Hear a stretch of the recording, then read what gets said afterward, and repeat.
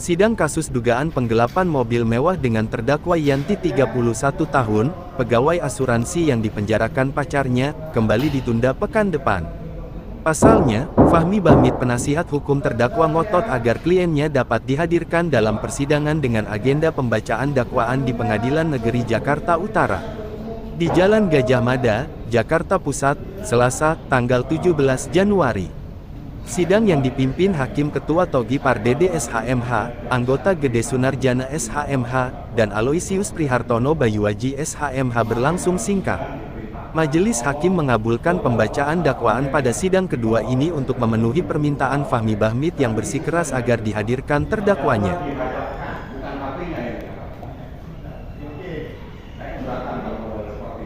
Yang kedua, saya datang baik-baik ke kejaksaan, saya meminta berkas perkara, tidak diberikan. Padahal ini hak terdakwa, tidak perlu saya mengajukan permohonan. Ada apa ini sidang dari sini? Majelis terdakwa disuruh hadirkan, tidak dihadirkan. Kita minta berkas perkara, tidak diberikan. Seperti itu ya. Oke, seperti itu. Ini saya sampaikan. Saya pertama ya. Ya. Yang pertama itu memang selama ini kami secara dibuat. Ya. Dan itu karena apa? Karena kopi. Ya, komunikasi saya.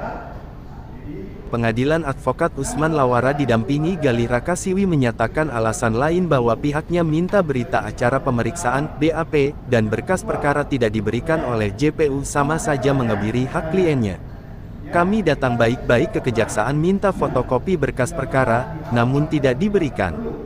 Hal ini kita anggap sebagai tindak mengamputasi hak klien kami. Namun bersyukur majelis hakim bersedia memberikan fotokopi berita acara yang kami minta, ujar Usman. Untuk sidang hari ini kita minta ditunda dikarenakan untuk terdakwa tidak bisa dihadirkan. Seperti yang minggu kemarin yang kita mintakan bahwa sidang ini kan sudah bisa offline. Ternyata untuk jaksa tidak bisa menghadirkan terdakwa dengan alasan harus ada penetapan dari majelis. Akan tetapi tadi majelisnya sendiri bilangkan tidak perlu adanya penetapan dari majelis, hadirkan aja, kurang lebih seperti itu.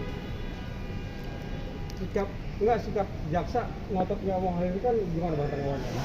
Jadi gini, jaksa itu berpedoman sama ketentuan pasal 72 KUHP, kan? 72 KUHP. 72 KUHP itu tempatnya ada di tingkat penyidikan dalam hal ini kepolisian, bukan pada saat penuntutan. Nah, pasal 143 itu yang tepat, karena pasal 143 KUHP itu tegas mengatakan turunan berkas perkara ya yang dilimpahkan ke pengadilan disertakan juga kepada penasihat hukumnya atau terdakwa. Nah, itu bahasanya kurang lebih seperti itu. Artinya dengan pasal seperti itu, maka itu adalah hak dari terdakwa tanpa perlu kita ngajuin permohonan. Jaksa bilang penasihat hukum tidak mengajukan permohonan. Kami sudah datang ke kejaksaan pada hari apa itu bang? Tanggal 12 Hari Kamis ya? saya datang. Nah, hari Tanggal Kamis 12 saya datang, kita datang ke sana, dikasih fotokopi berita acara doang. Dia bilang, buat apa ini kita mau melihat berkas perkara? Apa buktinya? Siapa saksinya? Apa hasil gelar perkara dan segala macam? Itu kan kita pengen tahu gitu loh. Dalam berkas perkara satu bundel itu yang kita pengen tahu. Bukan berita acaranya doang. Yang dikasih berita acara saksi sama tersangka. Lantas apa yang kita mau lihat di sini? Kita mau melihat kebenaran materialnya itu kan ada di barang bukti. Apa sih buktinya yang dihadirkan dilampirkan oleh jaksa dalam berkas itu, kemudian dilimpahkan perkaranya ke pengadilan seperti itu. Maka tadi kita keberatan gitu. Keberatan kita juga punya alasan yang cukup kuat. Maka tadi majelis hakim ya sudah, kalau Anda keberatan penasihat hukum, sidang kita tunda minggu depan. Jaksa diperintahkan masih menghadirkan terdakwa secara offline karena tidak ada larangan. Lawyer advokat ini berharap agar sidang ketiga pada Selasa tanggal 24 Januari tahun 2023, JPU menghadirkan terdakwa. Kehadiran terdakwa adalah hak yang dijamin undang-undang. Kalau terdakwa hanya mengikuti sidang secara online, ya hanya dia yang tahu.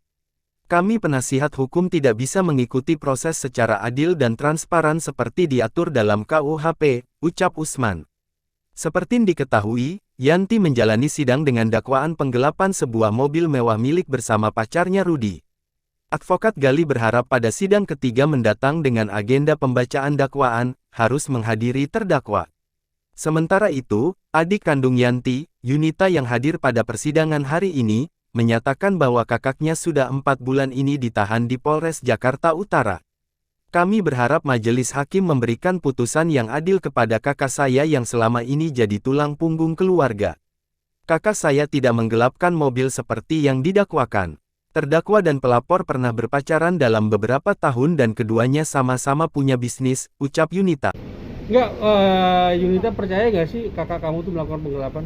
Enggak. Kan Alasannya? Kan ketika hari itu mobil kan sudah dikembalikan.